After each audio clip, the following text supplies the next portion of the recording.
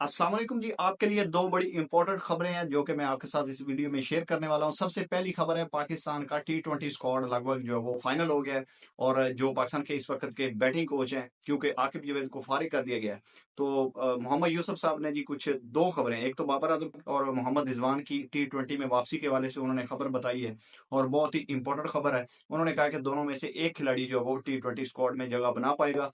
एक ही तरह के दो खिलाड़ी हम अपनी इस टी20 लाइनअप में नहीं रख सकते फ्यूचर को देखते हुए। अब पाकिस्तान का जो टी20 की ओपनिंग जोड़ी है, उसके हवाले से भी उन्होंने बताया है कि कौन जो है वो आगे आने वाले जो टी20 सीरीज है बांग्लादेश के खिलाफ, उसमें कौन ओपनिंग करेगा। और इसके अलावा नंबर 3 पर एक बहुत बड़े अहम खिलाड़ी हैं जिनको ये जिम्मेदारी दी जा रही है। अब वो मुसलसल पाकिस्तान की जो टी20 स्क्वाड होगा या टी20 11 होगी, उसमें नंबर 3 पर बैटिंग करेंगे। और फिर इसके अलावा लाइनअप क्या होगी बांग्लादेश के खिलाफ, ये सब कुछ जो है वो लगभग फाइनल हो गया। पीसीबी के बहुत ही करीबी जराये ने ये खबरें बताई हैं कि मोहम्मद यूसुफ जो है वो अब इन चीजों को फाइनल कर रहे हैं और उनको ये जिम्मेदारी दी गई है कि वो पाकिस्तान की जो अब मुमकिन स्क्वाड है उसको फाइनल करें।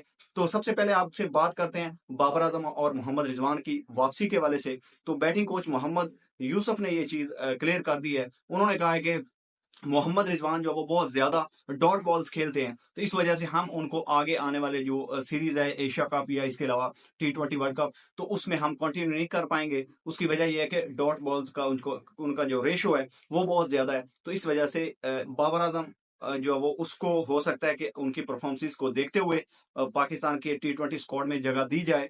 और अभी फिलहाल उनको भी हो सकता है कि टी20 स्क्वाड में शामिल ना किया जाए बांग्लादेश के खिलाफ। बाद में एशिया कप और आगे जो आने वाले टी20 के मैचेस हैं, उनमें उनकी वापसी हो सकती है उनकी फॉर्म को देखते हुए।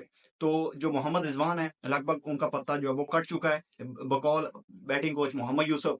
इसके अलावा जी पाकिस्तान की जो नई ओपनिंग जोड़ी है, उसके हवाले से कुछ चीजें निकल कर सामने आई हैं, वो भी आपसे शेयर करते हैं। अब जो पाकिस्तान की आगे आने वाली सीरीज है या जो आगे आने वाले मैचेस है टी20 में, उसमें जो ओपनिंग जोड़ी होने वाली है वो साइम अयूब के साथ।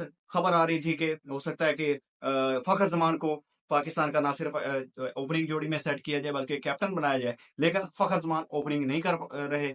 आगे जो बांग्लादेश की सीरीज है उसमें आपको साहिबजादा फरहान और उसके साथ साइम अयूब, दोनों जी ओपनिंग जोड़ी आपको दिखेगी बकौल पीसीबी जराए और मोहम्मद यूसुफ के। इसके अलावा नंबर 3 पर जो बड़े अहम खिलाड़ी हैं जिनको ये जिम्मेदारी दी जा रही है कि वो पाकिस्तान के परमानेंट नंबर 3 खिलाड़ी होंगे, वो फखर जमान है। और पहले ये खबर आ रही थी कि कैप्टन जो पहले कैप्टन बनाए गए थे न्यूजीलैंड की सीरीज में, आगा सलमान, उनको नंबर 3 पर कंटिन्यू किया जाएगा। लेकिन अब खबर ये आ रही है कि नंबर 3 पर जो पाकिस्तान के माया नाज ओपनर है फखर जमान, अब उनको जो है वो कंटिन्यू किया जाएगा और नंबर 3 की पोजीशन उनको दी जाएगी। तो ये भी एक अच्छा साइन है पाकिस्तान टी20 के लिए, क्योंकि वो फॉर्म में है और रिसेंट फॉर्म उनकी बहुत अच्छी है। लगातार 2 मैन ऑफ द मैचेस वो ले चुके हैं और लाहौर कलंदर को वो दोनों मैचेस भी जितवा चुके हैं। और दूसरी तरफ जो साहिबजादा फरहान है, उसकी फॉर्म फॉर्म जो चल रही है गुज़श्ता ये नेशनल टी20 और या जो पीएसएल के मैचेस हैं, उसमें वो कोई ढकी चुकी बात नहीं है। उनकी फॉर्म बहुत प्राइम फॉर्म है। उनकी जो टी20 की बैटिंग है उसमें बहुत निखार आया है और इसलिए उनको पाकिस्तान के स्क्वाड में भी रखा जा रहा है। तो नंबर 4 जो है वो उस पर आगा सलमान और इसके साथ मोहम्मद हारिस का बैटिंग ऑर्डर था।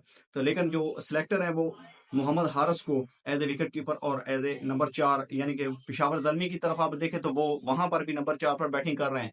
तो इसलिए नंबर 4 पर आगा सलमान को नीचे शिफ्ट करके नंबर 4 पर जो वो मोहम्मद हारिस को ये रिस्पॉन्सिबिलिटी दी जा रही है कि मिडिल ऑर्डर में आकर भी, क्योंकि टी20 में ये जो एंकर का रोल है वो बिल्कुल खत्म हो गया है। आपको पता है कि टीमें जो है वो तकरीबन 200 प्लस रन कर रही हैं और वो चेज भी हो रहे हैं। तो इसलिए पूरी बैटिंग लाइनअप जो है वो फायरिंग बैटिंग लाइनअप होगी, जो एंकर रोल होगा वो नहीं होगा। तो इसलिए नंबर 4 पर जो है वो मोहम्मद हारिस को रखा जाएगा और नंबर 5 पर सलमान अली आगा जो है वो उनको जगह दी जाएगी, क्योंकि वो भी अपने स्ट्राइक रेट को उन्होंने भी बेहतर किया है। न्यूजीलैंड में भी जिन मैचेस में उन्होंने ज्यादा अच्छा स्कोर किया है, अच्छे स्ट्राइक रेट से किया है और उनकी जो बैटिंग फॉर्म है वो भी अच्छी है।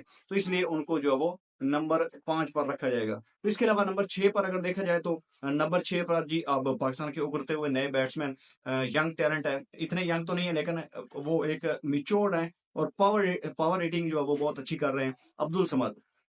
अब्दुल समद का नाम आ रहा है कि नंबर 6 पर उनको जो है वो जगह दी जाएगी और उनको रखा जाएगा पाकिस्तान के टी20 स्क्वाड में बांग्लादेश के खिलाफ।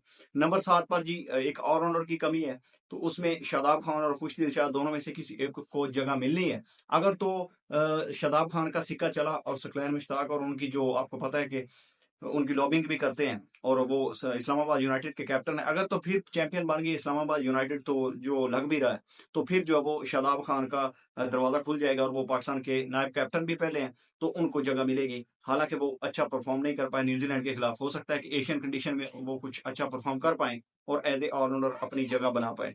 नंबर 7 और नंबर 8 आपको पता है कि दोनों जो है वो ऑलराउंडर्स की जगह है, तो वहां पर जो अब खबर आ रही है वो ये आ रही है कि खुशदिल शाह और शादाब खान दोनों को फिट इन किया जाएगा और एशियन कंडीशन में आपको पता है कि स्पिन कंडीशन होती है, तो इसलिए फास्ट बॉलिंग ऑलराउंडर जो है उसको सिलेक्ट नहीं किया जाएगा, स्पिन बॉलिंग ऑलराउंडर दोनों होंगे। और इसके अलावा अगर नंबर 9 पर देखा जाए तो फास्ट बॉलिंग के जो लिस्ट है वो शुरू होती है, तो अब जो एक नए फास्ट बॉलर जिनका नाम आ रहा है कि जमान खान को पाकिस्तान के स्क्वाड का हिस्सा बनाया जाएगा, तो खबर ये आ रही है। और इसके अलावा हसन अली जो है वो अपनी जगह बनाने में कामयाब हुए हैं पाकिस्तान के स्क्वाड में, तो क्योंकि उनकी जो पीएसएल की फॉर्म है वो बहुत अच्छी है और सिलेक्टर्स की उन पर कड़ी नजर है, तो इसलिए वो अपनी जगह बनाने में कामयाब हुए हैं इस स्क्वाड में पीसीबी के जराये के मुताबिक। तो इसके अलावा ये दो फास्ट बॉलर हैं और तीसरे जो फास्ट बॉलर हैं वो शहीनशाह अफरीदी हैं। शहीनशाह अफरीदी और आरएस रऊफ दोनों में से किसी एक को 11 में रखा जाएगा, स्क्वाड में दोनों को शामिल किया जाएगा। हालांकि उनकी फॉर्म उतनी अच्छी नहीं है, लेकिन जो पीएसएल में मैचेस खेले हैं उसमें वो मिली जुली उनकी परफॉर्मेंस है, तो इसलिए उनको एज ए एक्सपीरियंस बॉलर जो वो जगह मिलेगी। स्क्वाड में और भी फास्ट बॉलर जो है वो शामिल किए जाएंगे, जिसमें अब्बास अफरीदी हैं और इसके अलावा यंग टैलेंट जो आपको पता है कि पेशावर जल्मी की तरफ से लास्ट मैच में उन्होंने मैन ऑफ द मैच भी पाया, अली रजा, उनको भी पाकिस्तान के स्क्वाड में जगह मिल जाएगी और लग ये रहा है कि उनको भी इस स्क्वाड में जगह मिलेगी और उनको रखा जाएगा लाजमी तौर पर, जो कि खबरें आ रही हैं।